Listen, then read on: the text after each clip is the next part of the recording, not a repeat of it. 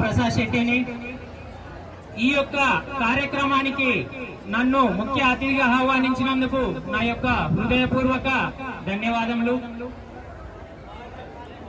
అఖిల భారత విద్యా పరిషత్ స్థాపించి నేటికి 75 సంవత్సరాలు ముగించుకొని 76వ వసంతంలోకి అడుగుపెడుతున్నందుకు ప్రతి ఒక్క విద్యార్థి నాయకుడికి విద్యార్థులకు అందరికీ జాతీయ విద్యార్థి దినోత్సవ శుభాకాంక్షలు.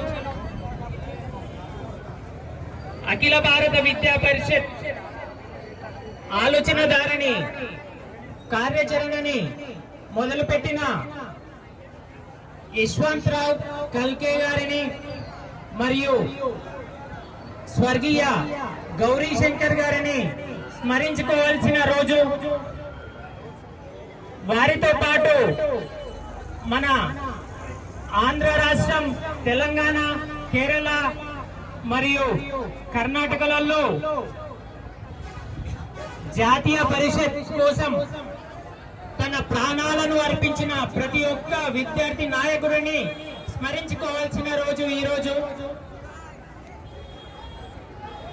ఈ రోజు ఎక్కడైనా ఏ విద్యార్థికైనా ఏదైనా సమస్య వచ్చినప్పుడు తన సొంత అన్న, అక్క, చెల్లి గాని స్పందించకపోవచ్చు, కానీ ఒక సొంత అన్నలాగా ప్రతి ఒక్క ఏబీవీపీ కార్యకర్త ముందుంటాడు. ఏ ఒక్క దగ్గర ఏ చిన్న పొరపాటు జరిగినా ప్రభుత్వ రంగ సంస్థల కన్నా ముందుగా, వారందరికన్నా ముందుగా అక్కడ వచ్చి ధైర్యంగా నిలబడి ధైర్యాన్ని ఇచ్చేవాడే ఈ ఏబీవీపీ కార్యకర్త గాని, ఏబీవీపీ నాయకులు కానీ.